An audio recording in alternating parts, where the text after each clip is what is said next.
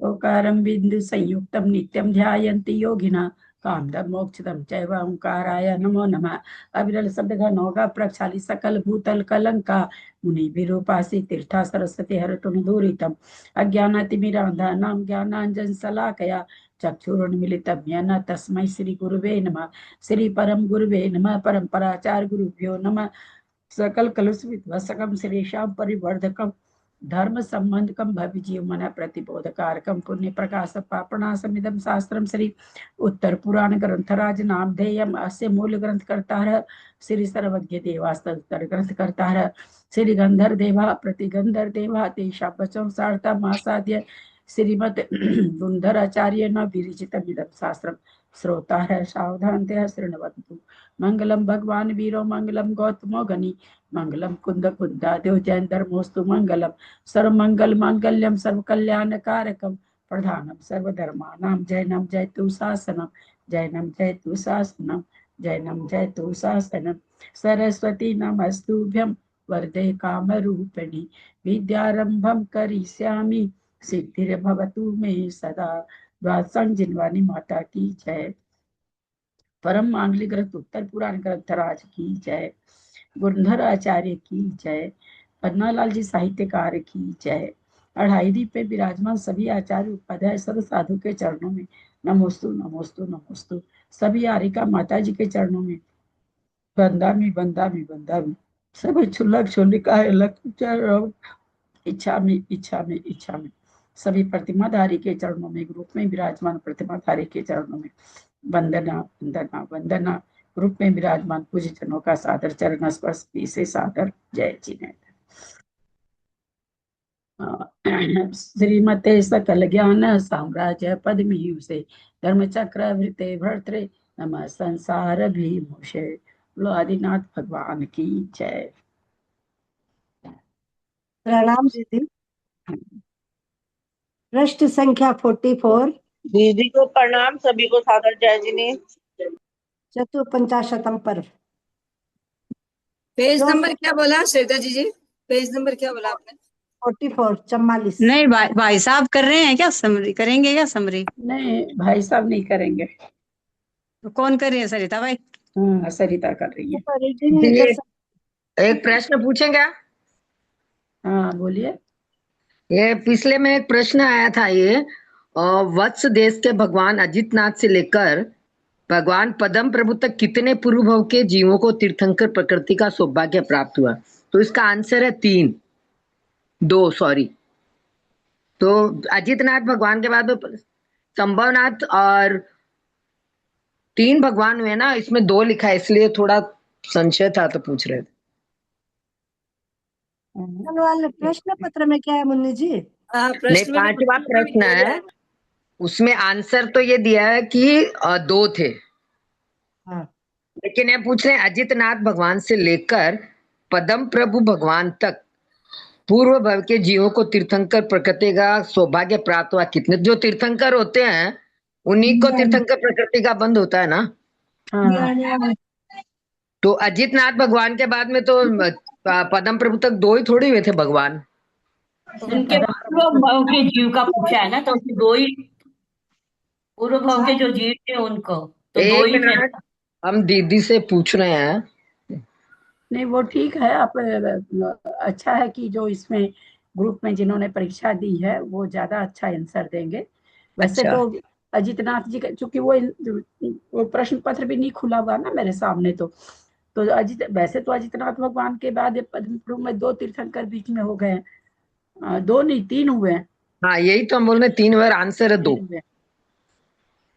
तो वो क्या पूछना चाह रहे हैं वो, या तो फिर आप उनको राजेंद्र भाई साहब को भेजिए ये शंका, या और कोई अगर निवारण कर देता तो ठीक है। क्योंकि दीदी मैं कुछ बोलूं? हाँ बोलिए ना।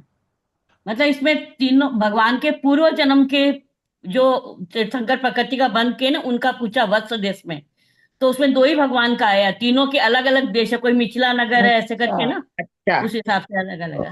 हाँ वही कहते प्रश्न को देखना पड़ेगा। बीच में एक शब्द और था ना, वत्स देश में कितनों का हुआ? हाँ तो वत्स देश में 2 को हुआ होगा। हाँ, हाँ, ये बात 2 ही। ठीक है समझ गए हमने बराबर। इसीलिए मैं कही कि जो किए ना वो देंगे, क्योंकि मेरे सामने प्रश्न पत्र भी नहीं खुला हुआ है ना। और मेरे को इतना मतलब सही बात यह भी है कि मेरे को उतना याद तो रहता नहीं है, क्योंकि मेरे को थोड़ा सा संख्या ये सब बहुत कम याद रहती, नहीं बहुत। नहीं, वो प्रश्न ही हमने बराबर नहीं पढ़ा, वत्स देश लिखा है ना, इसलिए बराबर वत्स देश। नहीं उसमें पूज अरण नंदन मुनि का उसी से बन गया। अरण मुनि का एक क्वेश्चन पूछ रहे हैं ना, उसमें 2-3। वो अलग क्वेश्चन है काकी जी, वो अलग क्वेश्चन है। ओ हाँ जो चलिए। स्वयं शुद्ध है, ऐसे उन चंद्र प्रभु स्वामी को नमस्कार करता हूँ, जिनका नाम लेना भी जीवों के समस्त पापों को नष्ट कर देता है। फिर सुना हुआ उनका पवित्र चरित्र क्यों नहीं नष्ट कर देगा। इसलिए मैं पहले के 7 भवों से लेकर उनका चरित्र कहूंगा। हे भविष्यणिक, तुझे उसे श्रद्धा रखकर सुनना चाहिए। दान, पूजा तथा अन्य कारण यदि सम्यक ज्ञान से सुशोभित होते हैं तो वे मुक्ति के कारण होते हैं। और चूंकि वह सम्यक ज्ञान इस पुराण के सुनने से होता है, अतः हित की इच्छा करने वाले पुरुषों के द्वारा अवश्य ही सुनने के योग्य हैं। अनंत भगवान ने अनुयोगों के द्वारा जो 4 प्रकार के सूक्त बतलाए हैं, उनमें पुराण प्रथम सूक्त है। भगवान ने इन पुराणों से ही सुनने का क्रम बतलाया है। धर्म, अर्थ, काम और मोक्ष। 1 मिनट ले लो बनाए क्या कान हुआ? कहाँ से धर्म, पढ़ रहे हो? अर्थ, कौन सा काम और कौन सा मोक्ष पेज में पढ़ रहे हो? पुरुषार्थ का उपदेश देने वाले भगवान ऋषभ देव आदि के पुराणों को जो जीव कहती है, जो कान सुनते हैं। आपका म्यूट कर लीजिए ना, कोई कोई का खुला है। जेठी भाई साहब का खुला है। कौन से कहाँ से पढ़ रहे हैं बताइए ना पहले। 44 पेज पर है जेठी भाई साहब, और 7 नंबर का श्लोक हुआ है। जो कान सुनते हैं और जो मन सोचता है, वही जीव है, वही कान है और वही मन है, अन्य नहीं। इस मध्यम लोक में एक पुष्करण द्वीप है। इसके बीच में मानुषोत्तर पर्वत है। यह पर्वत चारों ओर से वलय के आकार गोल है तथा मनुष्यों के आवागमन की सीमा है। उसके भीतरी भाग में 2 सुमेरु पर्वत है, एक पूर्व मेरु और दूसरा पश्चिम मेरु। पूर्व मेरु के पश्चिम की ओर विदेश क्षेत्र में सीतोदा नदी के उत्तर तट पर एक सुगंधी नाम का बड़ा भारी देश है, जो कि योग्य किला, वन, खाई, खाने और बिना बोए होने वाली धान्य आदि पृथ्वी के गुणों से सुशोभित है। उस देश के सभी मनुष्य क्षत्रिय, वैश्य और शूद्र वर्ण में विभक्त थे और नेत्र विशेष के समान स्नेह से भरे हुए सूक्ष्म पदार्थों को देखने वाले एवं दर्शनीय थे। उस देश के किसान तपस्वियों का अतिक्रमण करते थे, अर्थात उनसे आगे बढ़े हुए थे। जिस प्रकार तपस्वी ऋजु अर्थात सरल परिणामी होते हैं, उसी प्रकार वहां के किसान भी सरल परिणामी भोले भाले थे। जिस प्रकार तपस्वी धार्मिक होते हैं, उसी प्रकार किसान भी धार्मिक थे, धर्मात्मा थे अथवा खेती की रक्षा के लिए धर्म धनुष से सहित थे। जिस प्रकार तपस्वी बीत दोष यानी दोषों से रहित होते हैं, उसी प्रकार किसान भी बीत दोष निर्दोष थे अथवा खेती की रक्षा के लिए दोषाएं यानी रात्रियां व्यतीत करते थे। प्रश्न संख्या 45। जिस प्रकार तपस्वी क्षुधा, तृषा आदि के कष्ट सहन करते हैं, उसी प्रकार किसान भी क्षुधा, तृषा आदि के कष्ट सहन करते थे। इस प्रकार सादृश्य होने पर भी किसान तपस्वियों से आगे बढ़े हुए थे। उसका कारण था कि तपस्वी मनुष्यों के आरंभ सफल भी होते थे और निष्फल भी चले जाते थे।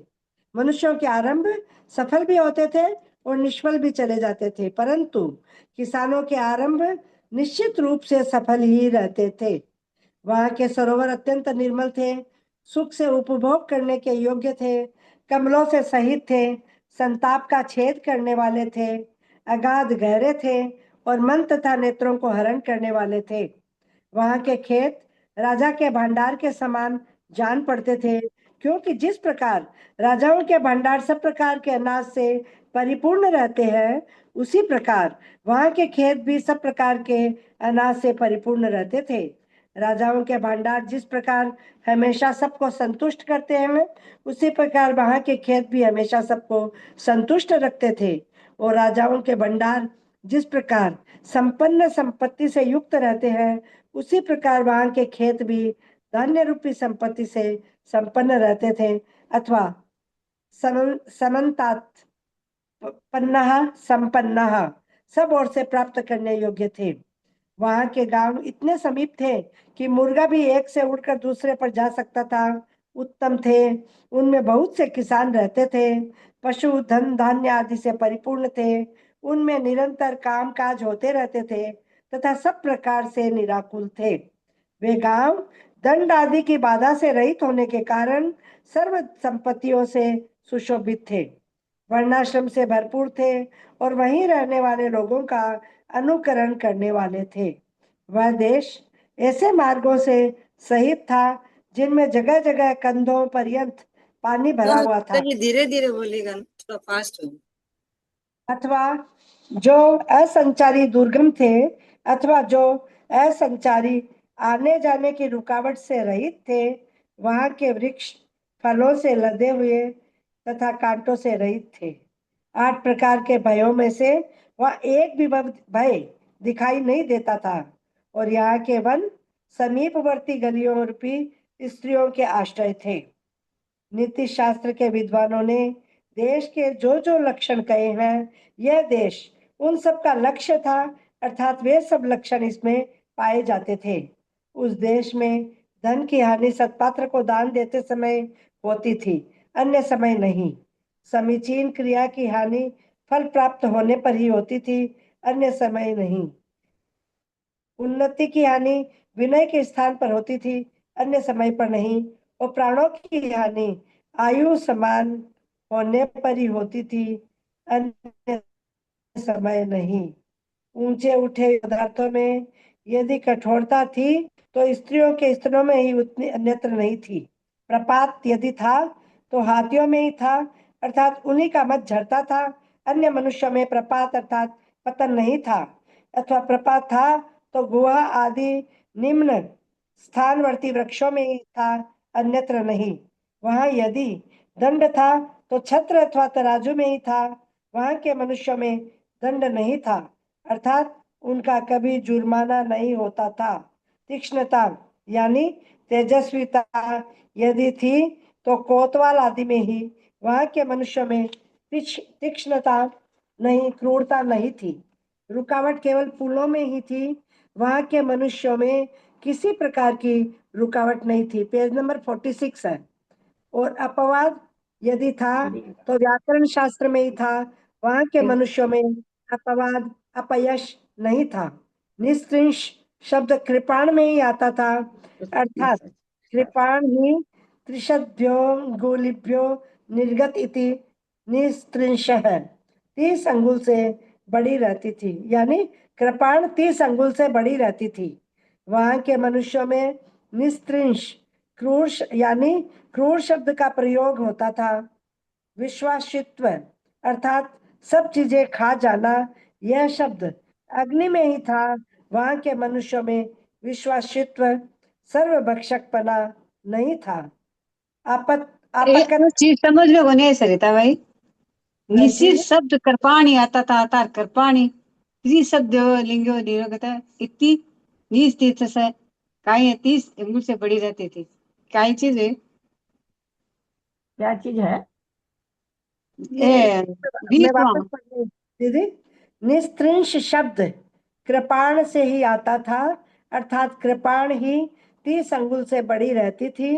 वहां के मनुष्यों में निस्त्रिंश क्रूर शब्द का शब्द प्रयोग प्रयोग नहीं होता। होता था। हाँ, वो त्रिश यहाँ से वो निकाल रहे, वो वही होती क्या चीज को कहते हैं? अभी पढ़े ना आप, भूल पढ़ी तो फिर से। कृपाण, कृपाण। हाँ। निस्त्रिंश तो वो कहते हैं कि भाई निस्त्रिंश है ना, तलवार को भी कहते हैं। तो बोला कि ये जो तलवार में जो धारपना होता है, तो बोला वहां के उस समय मनुष्य, वो सारा वही चीज बता रहे ना, ये चीज उसमें थी, वहां के मनुष्यों में नहीं थी, ये चीज वहां उनके राज्य में, सारा वर्णन वैसा चल रहा है। तो कहते वो धार इस तरह से, नुकीली धार जो किसी की हत्या कर दे या किसी को कष्ट पहुंचा दे, तो उस उनके राज्य में तलवार में ही थी, प्रजा में मनुष्य नहीं में। था। वो ये कहना चाह रहे हैं, हाँ, कृपाण में ही थी। मतलब वहां उस जगह सब चीज की अच्छाइयां थी, जो जो हाँ बुराइयां थी वो दूसरी जगह थी। हाँ, दूसरी जगह थी। विश्वासित्व अर्थात सब चीजें खा जाना, यह शब्द अग्नि में ही था। वहां के मनुष्यों में विश्वासित्व सर्वभक्षकपना नहीं था। विश्वासित विश्वासित मतलब अग्नि भी होता है। तो भाई अग्नि सब चीजों को खा, कुछ भी डाल दो अग्नि उसी को जला देती है। कोई चीज ही नहीं, सोना डाल दो उसको गला देती है अग्नि, और तो और उसको तक गला देती है। तो बोले ये सर्वभक्षण वाला जो विशेषण था वो वहां की उस समय अग्नि में ही था, किसी आदमी में नहीं था, किसी प्रजा के किसी आदमी में नहीं था। जी। तापकत्व अर्थात संताप तापक देना केवल सूर्य सूर्य में में था, था। वहां के मनुष्य में नहीं था। और मारकत तो ये नहीं, यमराज नामों से था। मतलब मैं समझी नहीं। पढ़िए फिर से एक बार सरिता जी। तापकत्व अर्थात संताप देना केवल सूर्य में था, वहां के मनुष्यों में नहीं था। और मारकत्व केवल यमराज के नाम। मारकत्व माने नहीं कह देते हैं क्या? हाँ, पर ज्योतिष को दिखाने के लिए तो अभी तो आपके मार्कत्व गुण चल रहा है, आपकी दशा का मार्केश चल रही है, आपका मरण का जैसा समय चल रहा है। तो कहते ये जो चीज कहा जाता है तो उस समय इसमें नहीं, वो उसमें यमराज में ही था वो गुण। यमराज तो सबको मारता ही है ना भाई। अन्य मत के हिसाब से तो यही कहते हैं ना भाई, यमराज आज्ञा लेने के लिए, अपने मत में नहीं होता। तो कहते ये मारने वाला गुण किस में था? बोले यमराज में था। वहां किसी आपस में प्रजा कोई किसी को नहीं मारती थी। मार्कत्व गुण जो है यानी किसी को मार देना, ये यमराज में ही था, प्रजा में नहीं था। जिस प्रकार सूर्य दिन में ही रहता है, उसी प्रकार धर्म शब्द केवल जिनेन्द्र प्रणीत धर्म में ही रहता था। यही कारण था कि वहां पर उल्लुओं के समान एकांत वादों का उद्गम नहीं था। उस देश में उल्लुओं के समान एकांतवादों का उद्गम नहीं था। उस देश में सदा यथा स्थान रखे हुए यंत्र, शस्त्र, जल, जौ, घोड़े और रक्षकों से भरे हुए किले थे। जिस प्रकार ललाट के बीच में तिलक होता है, उसी प्रकार अनेक शुभ स्थानों से युक्त उस देश के मध्य में श्रीपुर नाम का नगर है। वह श्रीपुर नगर अपनी सब तरह की मनोहर वस्तुओं से देवनगर के समान जान पड़ता था। खिले हुए नीले तथा लाल कमलों के समूह ही जिनके नेत्र हैं, ऐसे स्वच्छ जल से भरे हुए सरोवर रूपी मुखों के द्वारा वह नगर शत्रु नगरों की शोभा की मानो हंसी ही उड़ाता था। उस देश में अनेक प्रकार के फूलों के स्वादिष्ट केसर के रस को पीने वाले भौरे भ्रमरियों के समूह के साथ पान यानी गोष्ठी का आनंद प्राप्त करते थे। उस नगर में बड़े बड़े ऊंचे पक्के भवन बने हुए थे। उनमें मृदंगों का शब्द हो रहा था, जिससे ऐसा जान पड़ता था मानो आप लोग यहाँ विश्राम कीजिए। इस प्रकार वह नगर मेघों को ही बुला रहा था। ऐसा मालूम होता था कि वह नगर सर्व वस्तुओं का मानो खान था। यदि ऐसा न होता तो निरंतर उपभोग में आने पर वे समाप्त क्यों नहीं होती। उस नगर में जो जो वस्तु दिखाई देती थी वह अपने वर्ग में सर्वश्रेष्ठ रहती थी। अतः देवों को भी भ्रम हो जाता था कि क्या यह स्वर्ग ही है। वहां के रहने वाले सभी लोग उत्तम कुलों में उत्पन्न हुए थे, व्रत सहित थे तथा सम्यक दृष्टि थे। अतः वहां के मरे हुए जीव स्वर्ग में ही उत्पन्न होते थे। स्वर्ग में क्या रखा, वह तो ऐसा ही है। यह सोचकर जीव स्वर्ग में ही यह सोचकर वहां के सम्यक दृष्टि मनुष्य मोक्ष के लिए ही धर्म करते थे, स्वर्ग की इच्छा से नहीं। कितनी बड़ी बात बोल दी। उस नगर में विवेकी मनुष्य उत्सव के समय मंगल के लिए और शौक के समय उसे दूर करने के लिए जिनेन्द्र भगवान की पूजा किया करते थे। वहां के जैनवादी लोग अपरिमित सुख देने वाले धर्म, अर्थ और काम को साध्य पदार्थों के समान उन्हीं के से उत्पन्न हुए हेतुओं से सिद्ध करते थे। उस नगर को घेरे हुए जो कोट था वह ऐसा जान पड़ता था मानो पुष्करवर द्वीप के बीच में पड़ा हुआ मानुषोत्तर पर्वत ही हो। वह कोट अपने रत्नों की किरणों में ऐसा जान पड़ता था मानो सूर्य के संताप के भय से छिप ही गया हो। नमस्कार करने वाले शत्रु राजाओं के मुकुटों में लगे हुए रत्नों की किरणें रूपी जल में जिसके चरण कमल के समान विकसित हो रहे हैं, ऐसा इंद्र के समान कांति का धारक श्रीशैन नाम का राजा उस श्रीपुर नगर का स्वामी था। ये मतलब श्रीपुर नगर की इतनी शोभा हुई है सारी। अरे जिस जहाँ प्रकार जिस जहाँ प्रकार कितना हाँ, नंबर पेज है, कौन सा चल रहा है? Page number 47। 47। समरी श्लोक समरी हो रही है, समरी नया हाँ, नहीं हो रहा है, चंद्र प्रभु भगवान का समरी हो रही है। उसी प्रकार विजय श्री शयन के पृथ्वी का पालन करने पर सब दुष्ट लोग विकार रहित हो गए थे। उसने साम दान आदि उपायों का ठीक ठीक विचार कर यथा स्थान प्रयोग किया था, इसलिए वे दाता के समान बहुत भारी इच्छित फल प्रदान करते थे। उसकी विनय करने वाली श्रीकांता नाम की स्त्री थी। वह श्रीकांता किसी अच्छे कवि की वाणी के समान थी, क्योंकि जिस प्रकार अच्छे कवि की वाणी सत्य अर्थात दुष्प्रवत्व आदि दोषों से रहित होती है, उसी प्रकार वह भी सत्य अर्थात पतिव्रता थी। और अच्छे कवि की वाणी जिस प्रकार मृदु पदन्यासा अर्थात कोमल कांत पद विन्यास से युक्त होती है। अच्छे कवि की वाणी जिस प्रकार मृदु पद न्यासा अर्थात कोमल कांत पद विन्यास से युक्त होती है, उसी प्रकार वह भी मृदु पद न्यासा अर्थात कोमल चरणों के निक्षेप से सहित थी। यह रानी की महिमा बता रहे हैं। स्त्रियों के रूप आदि जो गुण हैं, वे सब उसमें सुख देने वाले उत्पन्न हुए थे। वे गुण पुत्र के समान पालन करने योग्य थे और गुरुओं के समान सज्जनों के द्वारा वंदनीय थे। जिस प्रकार शादेवकार अर्थात शात एवं शब्द से किसी अपेक्षा से पदार्थ ऐसा ही है, जिस प्रकार किसी अपेक्षा से पदार्थ ऐसा ही है से युक्त नए किसी विद्वान ने के मन को आनंदित करते हैं, उसी प्रकार उसकी कांता के रूप आदि गुण पति के मन को आनंदित करते थे। वह स्त्री अन्य स्त्रियों के लिए आदर्श के समान थी और ऐसी जान पड़ती थी मानो नाम कर्म रूपी विधाता ने अपनी बुद्धि की प्रकर्षता बतलाने के लिए गुणों की पेटी ही बनाई हो। वह दंपति देव दंपति के समान पाप रहित अविनाशी, कभी कष्ट न होने वाले और समान तृप्ति को देने वाले उत्कृष्ट सुख को प्राप्त करता था। वह राजा निष्पुत्र था, अतः शोक से पीड़ित होकर पुत्र के लिए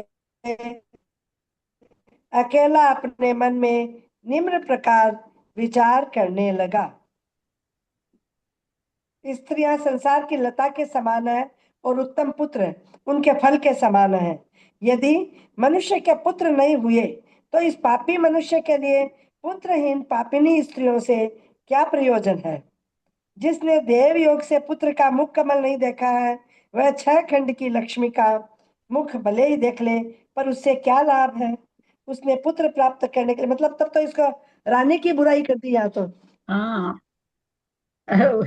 हमेशा से ही संतान नहीं होती है तो स्त्री ही बांझ कहलाती है, पुरुष कब बांझ कहलाया, कभी कहलाया ही नहीं। पुरुष में भी खराबी हो सकती है। तो कहते हैं तो अब हाँ, आजकल कहने लगा कि पुरुष में खराबी है, पहले तक स्त्री नहीं बांध बताता। अब तो लड़कियां इतनी फास्ट हो गई ना कि अब चीर के रख देती हैं, जांच कराओ तुम हो कि हम हैं। उसने पुत्र प्राप्त करने के लिए पुरोहित के उपदेश से 5 वर्ण के अमूल्य रत्नों से मिले सुवर्ण की जिन प्रतिमाएं बनवाई। 5 वर्ण के अमूल्य रत्नों से मिले सुवर्ण की जिन प्रतिमाएं बनवाई, उन्हें 8 प्रातिहार्यों तथा भृंगार आदि 8 मंगल द्रव्य से युक्त किया। प्रतिष्ठा शास्त्र में कही हुई क्रियाओं के क्रम से उनकी प्रतिष्ठा कराई। महाअभिषेक किया। जिनेन्द्र भगवान के संसर्ग से मंगल रूप हुए गंधोदक से रानी के साथ स्वयं स्नान किया। जिनेन्द्र भगवान की स्तुति की तथा इस लोक और परलोक संबंधी अभ्युदय को देने वाली अष्टानिका की पूजा की। इस प्रकार कुछ दिन व्यतीत होने पर कुछ जागती हुई रानी ने हाथी, सिंह, चंद्रमा, लक्ष्मी का अभिषेक, ये 4 स्वप्न देखे। उसी समय उसके गर्भ धारण हुआ और क्रम से आलस्य आने लगा, अरुचि होने लगी, तंद्रा आने लगी और बिना कारण ही ग्लानि होने लगी। उसके दोनों स्तन चिरकाल व्यतीत हो जाने पर भी परस्पर एक दूसरे को जीतने में समर्थ नहीं हो सके थे, अतः दोनों के मुख प्रतिदिन कालिमा को धारण कर रहे थे। स्त्रियों के लिए लज्जा ही प्रशंसनीय आभूषण है, अन्य आभूषण नहीं। यह स्पष्ट करने के लिए ही मानो उसकी समस्त चेष्टाएं लज्जा से सहित हो गई थी। जिस प्रकार रात्रि के अंत भाग में आकाश के ताराओं के समूह अल्प रह जाते हैं, उसी प्रकार भार धारण करने में समर्थ नहीं होने से उसके योग्य आभूषण भी अल्प रह गए थे, विरल हो गए थे। जिस प्रकार अल्प धन वाले मनुष्य की विभूतियां परिमित रहती है, उसी प्रकार उसके वचन भी परिमित थे और नई मेघमाला के शब्द के समान रुक रुक कर बहुत देर बाद सुनाई देते थे। इस प्रकार उसके गर्भ के चिन्ह निकटवर्ती मनुष्यों के लिए कुतूहल उत्पन्न कर रहे थे। वे चिन्ह कुछ प्रकट थे और कुछ अप्रकट थे। किसी एक दिन रानी की प्रधान दासियों ने हर्ष से राजा के पास जाकर और प्रणाम कर उनके कान में यह समाचार कहा।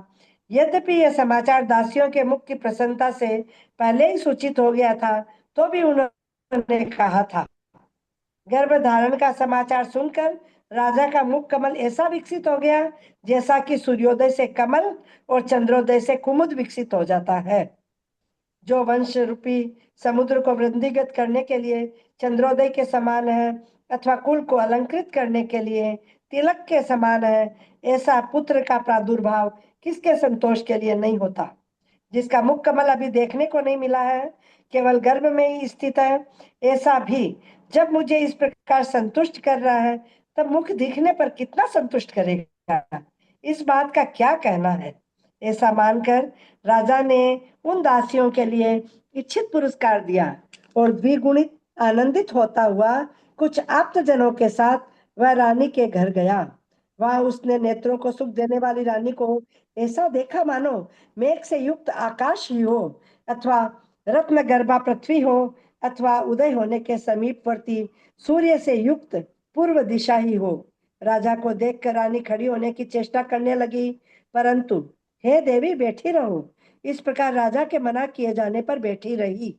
राजा एक ही शैया पर चिरकाल तक रानी के साथ बैठा रहा और लज्जा सहित रानी के साथ योग्य वार्तालाप कर हर्षित होता हुआ वापिस चला गया।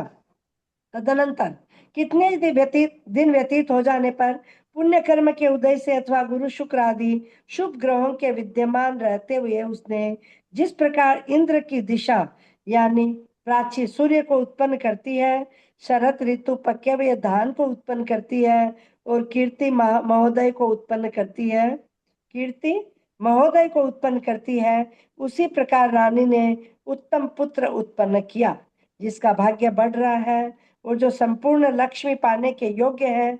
ऐसे उस पुत्र का बंधुजनों ने श्री वर्मा यह शुभ नाम रखा। जिस प्रकार मूर्छित को सचेत होने से संतोष होता है, दरिद्र को खजाना मिलने से संतोष होता है और थोड़ी सेना वाले राजा को विजय मिलने से संतोष होता है, उसी प्रकार उस पुत्र जन्म से राजा को संतोष हुआ। उस पुत्र के शरीर से के तेज से जिनकी कांति नष्ट हो गई है, ऐसे रत्नों के दीपक रात्रि के समय सभा भवन में निरर्थक हो गए थे। उसके शरीर की वृद्धि वैदिक शास्त्र में कही हुई विधि के अनुसार होती थी।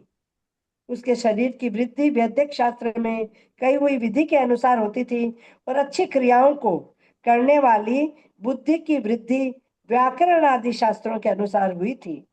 जिस प्रकार यह जम्बू द्वीप ऊंचे मेरू पर्वत से सुशोभित होता है, उसी प्रकार पृथ्वी मंडल का पालन करने वाला यह लक्ष्मी संपन्न राजा उस श्रेष्ठ पुत्र से सुशोभित हो रहा था। किसी एक दिन शिवंकर वन के उद्यान में श्री पद्म नाम के जिनराज अपनी इच्छा से पधारे। वनपाल से यह समाचार सुनकर राजा ने उस दिशा में 7 कदम जाकर शीर से नमस्कार किया और बड़ी विनय के साथ उसी समय जिनराज के पास जाकर 3 प्रदक्षिणाएं दी, नमस्कार किया और यथास्थान आसन ग्रहण किया। राजा ने उनसे धर्म का स्वरूप पूछा, उनके कहे अनुसार वस्तु तत्व का ज्ञान प्राप्त किया। शीघ्र ही भोगों की तृष्णा छोड़ी, धर्म की तृष्णा में अपना मन लगाया। श्री वर्मा पुत्र के पैदा होते ही दे दिया उसको राज्य। राज्य दिया और इन्हीं श्री पद्म जिनेन्द्र के समीप दीक्षा धारण कर ली। जिनेन्द्र भगवान के उपदेश से जिसका मिथ्या दर्शन रूपी महा अंधकार नष्ट हो गया है, ऐसे श्री वर्मा ने भी वह चतुर्थ गुण स्थान धारण किया जो कि मोक्ष की पहली सीढ़ी कहलाती है। चतुर्थ गुण स्थान के सन्निधान में जिस पुण्य कर्म का संचय होता है, वह स्वयं ही इच्छा अनुसार समस्त पदार्थों को सन्निहित निकटस्थ करता रहता है। उन पदार्थों से श्री वर्मा ने इच्छित सुख प्राप्त किया था। किसी समय राजा श्री वर्मा आषाढ़ मास की पूर्णिमा के दिन जिनेन्द्र भगवान की उपासना और पूजा कर अपने आप्तजनों के साथ रात्रि में महल की छत पर बैठा था। वह उल्कापात देखकर वह भोगों से विरक्त हो गया। उसने श्रीकांत नामक बड़े पुत्र के लिए राज्य दे दिया। अच्छा, अब दिया है। उसने श्रीकांत नामक बड़े पुत्र के लिए राज्य दे दिया और श्रीप्रभ जिनेन्द्र के समीप दीक्षा लेकर चिरकाल तक तप किया तथा अंत में श्रीप्रभ नामक पर्वत पर विधि पूर्वक संन्यास मरण किया। अच्छा, ये तो उसका बेटा का बात आ गया ना, श्री वर्मा का। नहीं है, उनके भाव चल रहे हैं ना, 6 भाव बताए ना। हाँ, 6 भाव बताए। हाँ, अब ये स्वर्ग में जाएगा फिर आके जन्म लेंगे। हाँ, विधि पूर्वक संन्यास मरण किया, जिससे प्रथम स्वर्ग में श्रीप्रभ विमान में 2 सागर की आयु वाला श्रीधर नाम का देव हुआ। वह देव अणिमा महिमा आदि 8 गुणों से युक्त था। 7 हाथ ऊंचा उसका शरीर था। वैकृत शरीर का धारक था। पीत लेशा वाला था। 1 माह में श्वास लेता था। 2000 वर्ष में अमृतमय पुद्गलों का मानसिक आहार लेता था। काय प्रविचार से संतुष्ट रहता था। प्रथम पृथ्वी तक उसका अवधि ज्ञान था। बल तेज तथा विक्रिया भी प्रथम पृथ्वी तक थी। इस प्रकार अपने पुण्य कर्म के परिपाक से प्राप्त हुए सुख का उपभोग करता हुआ वह सुख से रहता था। दादकी खंड द्वीप की पूर्व दिशा में जो ईश्वाकार पर्वत है, उससे दक्षिण की ओर भरत क्षेत्र में एक अलका नाम का संपन्न देश है। उसमें अयोध्या नामक उत्तम नगर है। उसमें अजितंजय राजा सुशोभित था। उसकी अजित सेना नाम की वह रानी थी, जो कि पुत्र सुख को प्रदान करती थी। किसी एक दिन पुत्र प्राप्ति के लिए उसने जिनेन्द्र भगवान की पूजा की और रात्रि को पुत्र की चिंता करती हुई सो गई। प्रातःकाल नीचे लिखे हुए 8 शुभ स्वप्न उसने देखे। उसने हाथी देखने से तुम और राजा से उन्होंने सपनों का फल ज्ञात किया। हे देवी, हाथी देखने से तुम पुत्र को प्राप्त करोगी। बैल देखने से पुत्र गंभीर प्रकृति का होगा। सिंह के देखने से अनंत बल का धारक होगा।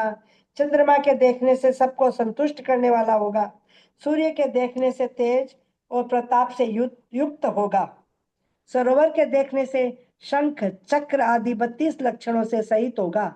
शंख देखने से चक्रवर्ती होगा और पूर्ण कलश देखने से निधियों का स्वामी होगा। स्वप्नों का उक्त प्रकार फल जानकर रानी बहुत ही संतुष्ट हुई। तदनंतर कुछ माह बाद उसके पूर्वोक्त श्रीधर देव को उत्पन्न किया।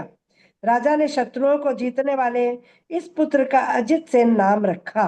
राजा उस तेजस्वी पुत्र से ऐसा सुशोभित होता था जैसा कि धूलि रहित दिन सूर्य से सुशोभित होता है। यथार्थ में ऐसा पुत्र ही कुल का आभूषण होता है। दूसरे दिन स्वयंप्रभ नामक तीर्थंकर अशोक वन में आए।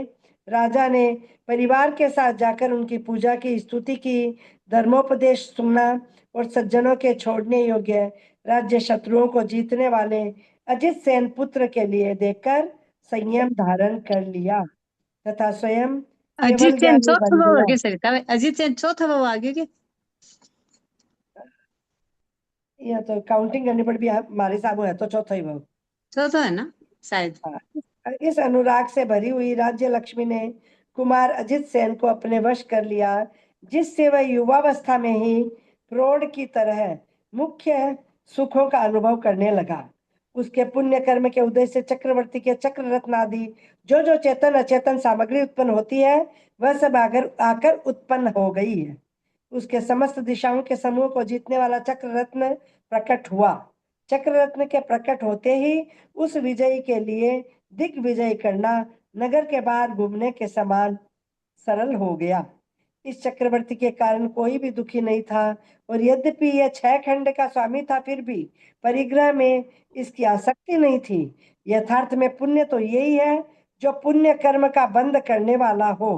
उसके साम्राज्य में प्रजा को यदि दुख था तो अपने अशुभ कर्मोदय से था, और सुख था तो उस राजा के द्वारा सम्यक रक्षा होने से था।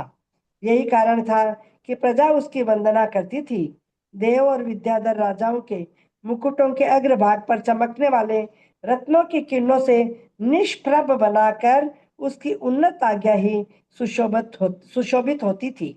यदि निरंतर उदय रहने वाले और कमलों को आनंदित करने वाले सूर्य का बल प्राप्त नहीं होता तो इंद्र स्वयं अधिपति होकर भी अपनी दिशा की रक्षा कैसे करता। विधाता अवश्य ही बुद्धिहीन है, क्योंकि यदि वह बुद्धिहीन नहीं होता तो आग्नेय दिशा की रक्षा के लिए अग्नि को क्यों नियुक्त करता। भला जो अपने जन्मदाता को जलाने वाला है उससे भी क्या कहीं किसी की रक्षा हुई है। क्या विधाता यह नहीं जानता था कि यमराज पालक है या मारक, फिर भी उसने उसी सर्वभक्षी पापी को दक्षिण दिशा का रक्षक बना दिया। जो कुत्ते के स्थान पर रहता है, दीन है, सदा यमराज के समीप रहता है, और अपने जीवन में भी जिसे संदेह है, ऐसा नैऋत्य किसकी रक्षा कर सकता है। ये अपन जो 10 पूजा में अपन 10 अर्घ चढ़ाते हैं ना, दिशा वही आ गया। दिशा अलग अलग, नैऋत्य दिशा और वो सब। हाँ, जो जल भूमि में विद्यमान बिल में मकर आदि हिंसक जंतु के समान रहता है, जिसके हाथ में पाश है, जो जल प्रिय है, जिसे जल प्रिय है, और जो नदीनाश्रय है, नदीनाश्रय है, यानी समुद्र में रहता है, ऐसा वरुण प्रजा की रक्षा कैसे कर सकता है। जो अग्नि का मित्र है, स्वयं अस्थिर है और दूसरों को चलाता है, उस वायु को विधाता ने वायव्य दिशा का रक्षक स्थापित किया, सो ऐसा वायु क्या कहीं ठहर सकता है। जो लोभी है वह कभी पुण्य संचय नहीं कर सकता, और जो पुण्यहीन है वह कैसे रक्षक हो सकता है। जबकि कुबेर कभी किसी को धन नहीं देता, तब उसे विधाता ने रक्षक कैसे बना दिया। ईशान अंतिम दशा को प्राप्त है, गिनती उसकी सबसे पीछे होती है, पिशाचों से घिरा हुआ है और दुष्ट है, इसलिए यह ईशान दिशा का स्वामी कैसे हो सकता है। ऐसा जान पड़ता है कि विधाता ने इन सबको बुद्धि की विकलता से ही दिशाओं का रक्षक बनाया था, और इस कारण उसे भारी अपयश उठाना पड़ा था। अब विधाता ने अपना सारा अपयश दूर करने के लिए ही मानो इस एक अजित सेन को समस्त दिशाओं का पालन करने में समर्थ बनाया था। इस प्रकार के उदार वचनों की माला बनाकर सब लोग जिसकी स्तुति करते हैं, और अपने पराक्रम से जिसने समस्त दिशाओं को व्याप्त कर लिया है, ऐसा अजित सेन इंद्रादि देवों का उल्लंघन करता था। उसका धन दान देने में, बुद्धि धार्मिक कार्यों में, शूरवीरता प्राणियों की रक्षा में, आयु सुख में, शरीर भोगोपभोग में सदा वृद्धि को प्राप्त होता रहता था। उसके पुण्य की वृद्धि दूसरे के अधीन नहीं थी, कभी नष्ट नहीं होती थी, और उसमें किसी तरह की बाधा नहीं आती थी। इस प्रकार वह तृष्णा रहित होकर गुणों का पोषण करता हुआ बड़े आराम से सुख को प्राप्त होता था। उसके वचनों में सत्यता थी, चित्त में दया थी, धार्मिक कार्यों में निर्मलता थी, और प्रजा की अपने गुणों के समान रक्षा करता था। फिर वह राजर्षि क्यों न हो। मैं तो ऐसा मानता हूं कि सुजनता उसका स्वाभाविक गुण था। यदि ऐसा न होता तो प्राण हरण करने वाली पापी शत्रु पर भी वह विकार को क्यों नहीं प्राप्त होता। उसके राज्य में न तो कोई मूलहर था, मूल पूंजी को खाने वाला था, न कोई कदर्य था, अतिशय कृपण था, कदर्य माने अतिशय कृपण था, और न कोई तादात्विक था, भविष्यत का विचार न कर वर्तमान में ही मौज उड़ाने वाला था। किंतु सभी समीचीन कार्यों में खर्च करने वाले थे। इस प्रकार जब वह राजा पृथ्वी का पालन करता था, तब सब और सुराज्य हो रहा था और प्रजा उस बुद्धिमान राजा को ब्रह्मा मानकर वृद्धि को प्राप्त हो रही थी। जब नव यौवन प्राप्त हुआ, तब उस राजा के पूर्वोपार्जित पुण्य कर्म के उदय से 14 रत्न और 9 निधियां प्रकट हुई थी। भाजन, भोजन, शैया, सेना, सवारी, आसन, निधि, रत्न, नगर और नाट्य, इन 10 भोगों का वह अनुभव करता था। श्रद्धा आदि गुणों से संपन्न उस राजा ने किसी समय 1 माह का उपवास करने वाली अरिंदम नामक साधु के लिए आहार दान देकर नवीन पुण्य का बंध किया था तथा रत्न वृष्टि आदि पंचाश्चर्य प्राप्त किए।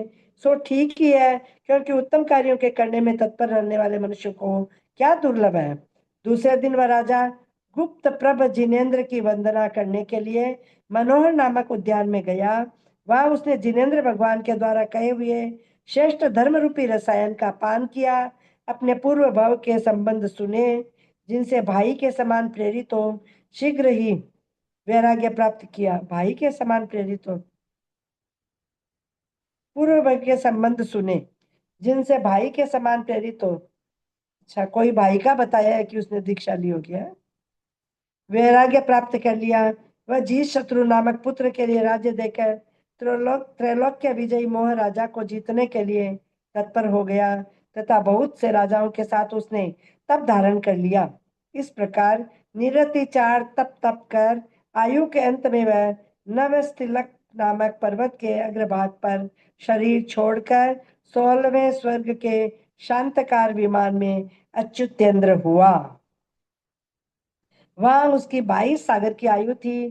3 हाथ ऊंचा तथा धातु उपधातुओं से रहित दीप्यमान शरीर था। शुक्ल रेशा थी। वह 11 माह में एक बार श्वास लेता था। 22,000 वर्ष बाद एक बार अमृतमयी मानसिक आहार लेता था। उसके देशावधि ज्ञान रूपी नेत्र 6वीं पृथ्वी तक के पदार्थों तक को देखते थे। उसका समीचीन तेज बल तथा व्यक्तिक शरीर भी 6वीं पृथ्वी तक व्याप्त हो सकता था।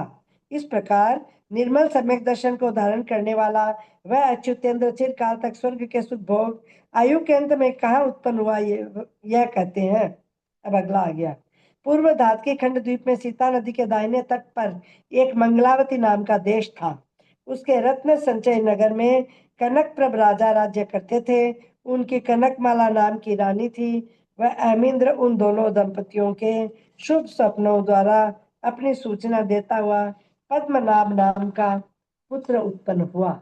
पद्मनाभ बालकोचित सेवा विशेष के द्वारा निरंतर वृद्धि को प्राप्त होता रहता था।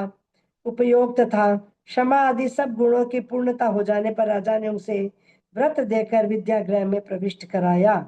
कुलीन विद्वानों के साथ रहने वाला वह राजकुमार दास तथा महावत आदि को दूर कर समस्त विद्याओं के सीखने में उद्यम करने लगा। उसने इंद्रियों के समूह को इस प्रकार जीत रखा था कि वे इंद्रियां सब रूप से अपने विषयों के द्वारा केवल आत्मा के साथ ही प्रेम बढ़ाती थी। वह बुद्धिमान विनय की वृद्धि के लिए सदा वृंदजनों की संगति करता था।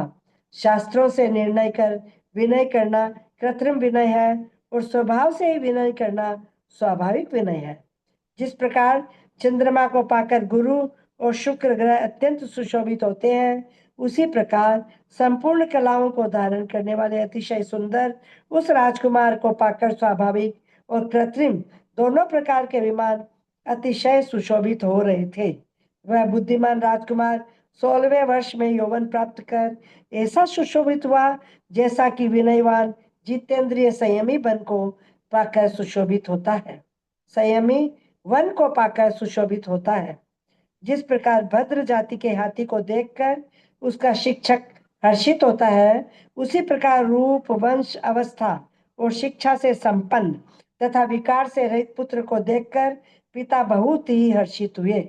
उन्होंने जिनेन्द्र भगवान की पूजा के साथ उसकी विद्या की पूजा की तथा संस्कार किए हुए रत्न के समान उसकी बुद्धि दूसरे कार्य में लगाई। जिस प्रकार शुद्ध पक्ष शुक्ल पक्ष के आश्रय से कलाओं के द्वारा बालचंद्र को पूर्ण किया जाता है, उसी प्रकार बलवान राजा ने उस सुंदर पुत्र को अनेक स्त्रियों से पूर्ण किया था, अर्थात उसका अनेक स्त्रियों के साथ विवाह किया था। जिस प्रकार सूर्य के किरणें उत्पन्न होती है, उसी प्रकार उसकी सोमप्रभा आदि रानियों के सुवर्ण नाम आदि शुभ पुत्र उत्पन्न हुए। इस प्रकार पुत्र पौत्रादि से घिरे हुए श्रीमान और बुद्धिमान राजा कनकप्रभ सुख से अपने राज्य का पालन करते थे। किसी दिन उन्होंने मनोहर नामक वन में पधारे हुए श्रीधर नामक जिनराज से धर्म का स्वरूप सुनकर अपना राज्य पुत्र के लिए दे दिया तथा संयम धारण कर क्रम क्रम से निर्वाण प्राप्त कर लिया। पद्मनाभ ने भी उन्हीं जिनराज के समीप श्रावक के व्रत लिए तथा मंत्रियों के साथ स्वराष्ट्र और परराष्ट्र की नीति का विचार करता हुआ वह सुख से रहने लगा। परस्पर के समान प्रेम से उत्पन्न हुए और कामदेव के पूर्व रंग की शुभ पुष्पांजलि के समान अत्यंत कोमल स्त्रियों की विनय, हंसी, स्पर्श, विनोद, मनोहर बातचीत और चंचल चित्तवनों के द्वारा चित्त की परम प्रसन्नता को प्राप्त होता था। कामदेव रूपी कल्प वृक्ष से उत्पन्न हुए स्त्रियों के प्रेम से प्राप्त हुए और पके हुए भोगोपभोग रूपी उत्तम फल ही राजा पद्मनाभ के वैराग्य की सीमा हुए थे, अर्थात इन्हीं भोगोपभोग से उन्हें वैराग्य उत्पन्न हो गया था।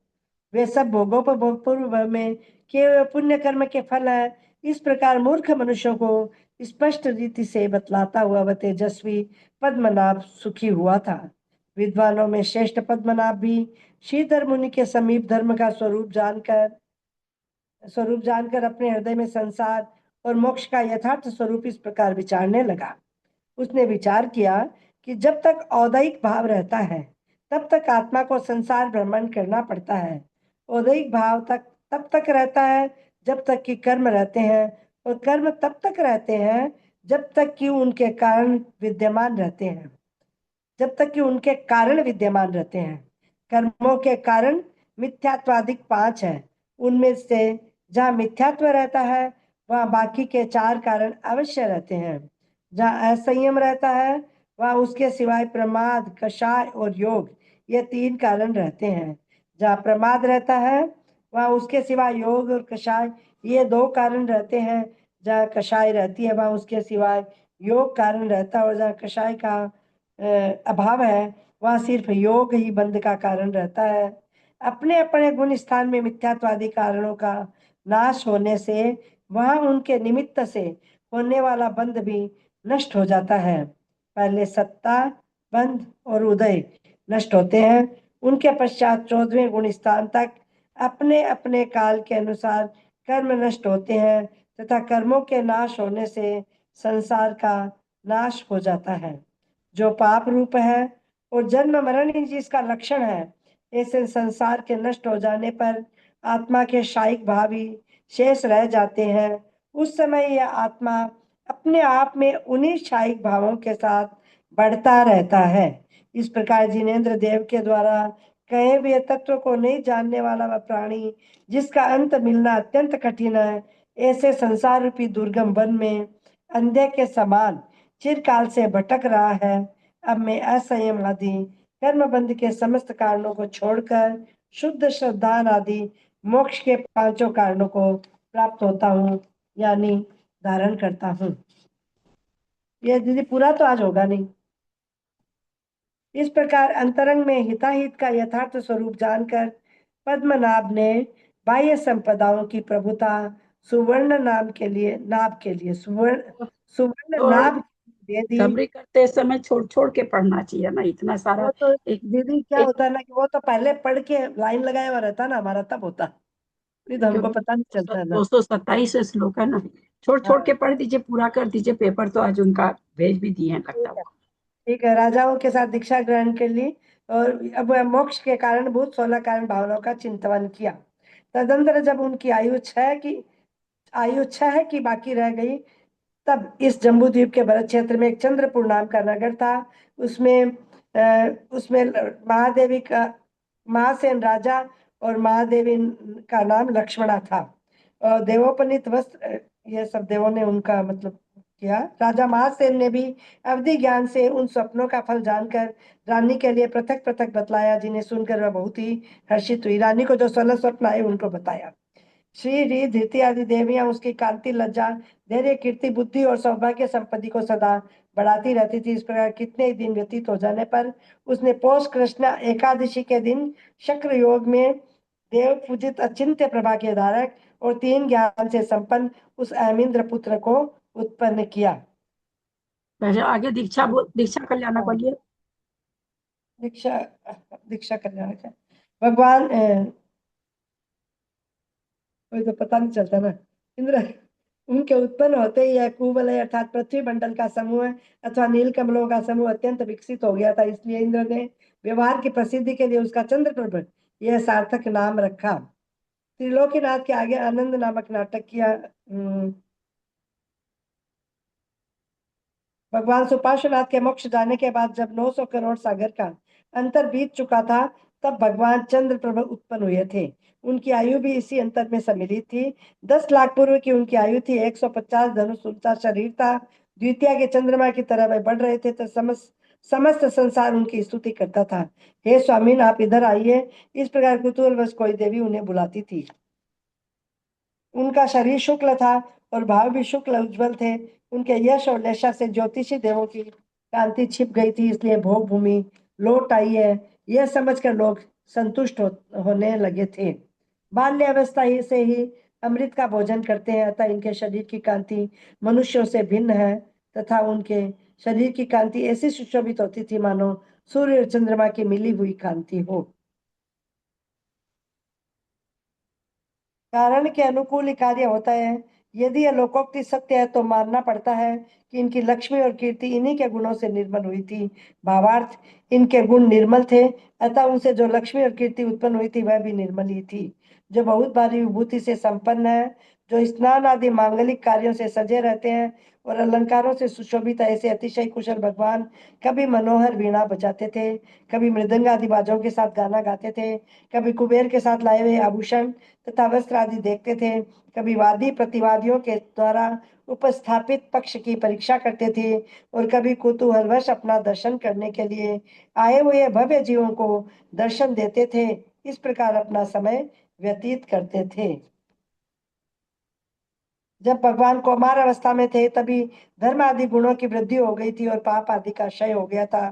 फिर संयम धारण करने पर जो कहना ही क्या है, इस प्रकार 2,50,000 पूर्व व्यतीत होने पर उन्हें राज्याभिषेक प्राप्त हुआ था और उससे वे बहुत ही हर्षित तथा सुंदर जान पड़ते थे। जो अपनी हथेली प्रमाण मंडल की राहु से रक्षा नहीं कर सकता, ऐसे सूर्य का तेज किस काम का। तेज तो उन भगवान चंद्र का था जो 3 लोक की रक्षा करते थे, जिनके जन्म के पहले ही इंद्र आदि देव किंकरता स्वीकृत कर लेते हैं। ऐसे अन्य ऐश्वर्य आदि से घिरे हुए उन चंद्र प्रभु भगवान को किसकी उपमा दी जाए। यहाँ अब इसमें इस प्रकार साम्राज्य संपदा का उपभोग करते हुए जब उनका 6,50,000 पूर्व तथा 24 पूर्वांग का लंबा समय सुख पूर्वक क्षण भर के समान बीत गया, तब एक दिन आभूषण धारण करने के घर में दर्पण में अपना मुख कमल करने धारण करके घर में दर्पण में अपना मुख कमल देख रहे थे। वहां उन्होंने मुख पर स्थित किसी वस्तु को वैराग्य का कारण निश्चित किया और इस प्रकार विचार करने लगे, देखो यह शरीर नश्वर है और इससे जो प्रीति की जाती है वह भी इति के समान दुखदायी है। वह सुख ही क्या है जो अपनी आत्मा से उत्पन्न न हो। वह लक्ष्मी क्या है जो चंचल हो। वह यौवन ही क्या है जो नष्ट हो जाने वाला हो। और वह आयु ही क्या है जो अवधि से सहित हो, शांत हो। जिसके आगे वियोग होने वाला है, ऐसा बंधुजनों के साथ समागम किस काम का। मैं वही हूँ, पदार्थ वही है, इंद्रिया भी वही है, प्रीति और अनुभूति भी वही है तथा प्रवृत्ति भी वही है, किंतु इस संसार की भूमि में यह सब बार बार बदलता ही रहता है। इस प्रकार काल लब्धि को पाकर संसार का मार्ग छोड़ने की इच्छा से वे बड़े लंबे पुण्य कर्म के द्वारा खिन्न हुए के समान व्याकुल हो गए थे। केवल ज्ञान आदि गुणों से मुझे समृद्ध होना चाहिए, ऐसा स्मरण करते हुए वे दूती के समान सद्बुद्धि के साथ समागम को प्राप्त हुए थे। मोक्ष प्राप्त कराने वाली उनकी सद्बुद्धि अपने आप दीक्षा लक्ष्मी को प्राप्त हो गई थी। इस प्रकार उन्होंने आत्म तत्व को समझ लिया है। ऐसे भगवान चंद्र प्रभु के समीप लोकांतिक देव आए थे और यथा योग्य स्तुति कर ब्रह्म स्वर्ग को वापस चले गए थे। तदंतर महाराज चंद्र प्रभु वरचंद्र नामक पुत्र का भी राज्याभिषेक कर देवों के द्वारा दीक्षा कल्याण की पूजा को प्राप्त हुए और देवों के द्वारा उठाई विमला नाम की पालकी में सवार होकर सर्वर्तुक नामक वन में गए। वहां उन्होंने 2 दिन के उपवास का नियम लेकर पौष कृष्णा एकादशी के दिन अनुराधा नक्षत्र में 1000 राजाओं के साथ निर्गंत दीक्षा ग्रहण कर ली। दीक्षा लेते ही उन्हें मना पर्याय ज्ञान हो गया। इस प्रकार जिन कल्प मुद्रा के द्वारा 3 माह बिताकर वे दीक्षावन में नाग वृक्ष के नीचे बेला का नियम लेकर अगला आगे इनका सम्यक दर्शन को गांथने वाली प्रकृतियों का तो उन्होंने पहले ही क्षय कर दिया था। अब अदाकरण अपूर्वकरण और अनिवृत्ति करण रूप 3 परिणामों के संयोग से छपक श्रेणी को प्राप्त हुए। वह उनके द्रव्य तथा भाव दोनों ही रूप से चौथा सूक्ष्म सांप्राय चारित्र प्रकट हो गया। सूक्ष्म सांप्राय वह उन्होंने प्रथम शुक्ल ध्यान के प्रभाव से मोह रूपी शत्रु को नष्ट कर दिया, जिससे उनका सम्यक दर्शन अवगाढ़ सम्यक दर्शन हो गया।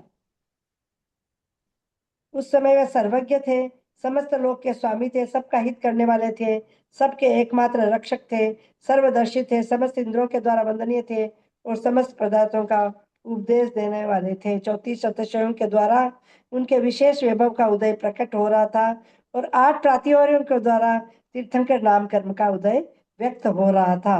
वे देवों के देव थे, उनके चरण कमलों को समस्त इंद्र अपने मुकुटों पर धारण करते थे। अपनी प्रभा से उन्होंने समस्त संसार को आनंदित कर दिया था। लाल लाल अशोक वृक्ष ऐसा सुशोभित हो रहा था मानो भगवान के आश्रय से ही मैं अशोक शोक रहित हुआ हूँ तथा उनके प्रति अपने पत्रों और फूलों के द्वारा अनुराग ही प्रकट कर रहा हो। उनके दत्त आदि 93 गणधर थे, 2000 पूर्वधारी थे, 8000 अवधि ज्ञानी थे, 2,04,000 शिक्षक थे, 10,000 केवल ज्ञानी थे। वे 14,000 विक्रिय रिद्धि के धारक मुनियों से विभूषित थे। 8,000 मना प्रिय ज्ञान के धारक उनकी सेवा करते थे तथा 7,600 वादियों के स्वामी थे। इस प्रकार सब मुनियों की संख्या 2.5 लाख थी। वरुणा आदि 3,80,000 राधिकाएं उनकी स्तुति करती थी। 3 लाख श्रावक और 5 लाख श्राविकाएं उनकी पूजा करती थी। उसी समय कल्प वृक्ष की महिमा केवल हे देव समुद्र और सुमेरु पर्वत की महिमा केवल अपने लिए और कल्प वृक्ष की महिमा केवल पर के लिए है, परंतु सबसे बड़े ऐसे आपकी महिमा अपने तथा दूसरों दोनों के लिए है। हे भगवान, आप परम सुख देने वाले हैं, ऐसे आपकी स्तुति तो दूर ही रही, अपने आत्म तत्व रूपी संपदा को सिद्ध करने वाले आप सदा स्मृतिमान हो, समृद्धिमान हो, मैं यही स्तुति करता हूँ। हे भगवान, यद्यपि आपके चरणों का स्पर्श स्मरण करने से कुछ क्लेश अवश्य होता है, परंतु उसका फल तीनों लोकों का साम्राज्य है। आश्चर्य है कि ये संसार के प्राणी उस महान फल में भी मंद इच्छा रखते हैं। उससे जान पड़ता है कि अपनी आत्मा का हित नहीं जानते। हे प्रभु, आपका यह आधाराधेय भाव आधार क्या हुआ आधाराधेय भाव अनन्य सदृश है, यानी सर्वथा अनुपम है, क्योंकि नीचे रहने वाला यह संसार तो आधेय है और उसके ऊपर रहने वाला आप आधार है। भावार्थ, जो चीज नीचे रहती है वह आधार कहलाती है और जो ऊपर रहती है वह आधेय कहलाती है, परंतु आपके आधाराधेय भाव की व्यवस्था इस प्रकार व्यवस्था से भिन्न है, अतः अनुपम है। दूसरे पक्ष में यह अर्थ है कि आप जगत के रक्षक हैं अतः आधार है और जगत आपकी रक्षा का विषय है अतः आधेय है। परलोक की सत्ता स्वीकृत इस हे भगवान, इस संसार में कितने ही लोग नास्तिक हैं, परलोक की सत्ता स्वीकृत नहीं करते हैं, इसलिए स्वच्छंद होकर तरह तरह के पाप करते हैं, और कितने ही लोग केवल भाग्यवादी हैं, इसलिए उद्यमहीन होकर अकर्मण्य हो रहे हैं। परंतु आपके भक्त लोग आस्तिक है, परलोक की सत्ता स्वीकृत करते हैं, इसलिए परलोक बिगड़ न जावे इस भय से सदा धार्मिक क्रियाएं करते हैं और परलोक के सुधार के लिए सदा उद्यम करते हैं। जो हे भगवान, कोई भी वस्तु न नित्य है, न क्षणिक है, न ज्ञान मात्र है और न अदृश्य होने से शून्य रूप है, किंतु आपके दर्शन से प्रत्येक वस्तु तत्व और अतत्व रूप, अस्थि और नास्ति रूप है। आत्मा है क्योंकि उसमें ज्ञान का सद्भाव है। आत्मा दूसरा जन्म धारण करता है क्योंकि स्मरण बना रहता है, और आत्मा सर्वज्ञ है क्योंकि ज्ञान में वृद्धि देखी जाती है। हे भगवान, ये तीनों ही सिद्धांत आपके ही कहे हुए हैं। जिस प्रकार एक द्रव्य से दूसरा द्रव्य जुदा है, उसी प्रकार द्रव्य से गुण भी जुदा है। ऐसा कितने ही बुद्धिहीन मनुष्य कहते हैं, परंतु आपने कहा है कि द्रव्य का परिणमन गुणों से ही होता है, अर्थात द्रव्य से गुण सर्वथा जुदा पदार्थ नहीं है, इसलिए आप यथार्थ दृष्टा है। आप पदार्थ के स्वरूप को ठीक ठीक देखते हैं। हे नाथ, चंद्रमा की प्रभा तो राहु से तिरोहित हो जाती है, परंतु आपके शरीर की प्रभा बिना किसी प्रतिबंध के रात दिन प्रकाशित रही आती है। अतः इंद्र ने जो आपका चंद्रप्रभ नाम रखा है वह बिना परीक्षा किए ही रख दिया। और फागुन शुक्ल सप्तमी के दिन ज्येष्ठा नक्षत्र में सायकाल के समय योग निरोध कर 14वें गुण स्थान को प्राप्त हुए तथा चतुर्थ शुक्ल ध्यान के द्वारा शरीर को नष्ट कर सर्वोत्कृष्ट सिद्ध हो गए। उसी समय निर्वाण कल्याण की पूजा की विधि को करने वाले देव आए और पुण्य रूपी पन्य खरीदने वाले योग्य पदार्थ को लेकर अपने अपने स्थान पर चले गए। जिनकी द्रव्य और भाव दोनों ही प्रकार की लेशाएं कमल की मृणाल के समान सफेद तथा प्रशंसनीय सुशोभित है, जिनका मुख रूपी चंद्रमा रात दिन कुवलय यानी पृथ्वी मंडल अथवा नील कमलों के समूह को हर्षित करता रहता है, जिनके ज्ञान रूपी निर्मल दर्पण में त्रिकाल संबंधी जीव जीवादि पदार्थ दिखाई देते हैं, जिन्होंने अष्ट कर्मों का समूह नष्ट कर दिया है, ऐसे मोक्ष लक्ष्मी के से संपन्न चंद्रप्रभ स्वामी हम सबको लक्ष्मी प्रदान करें।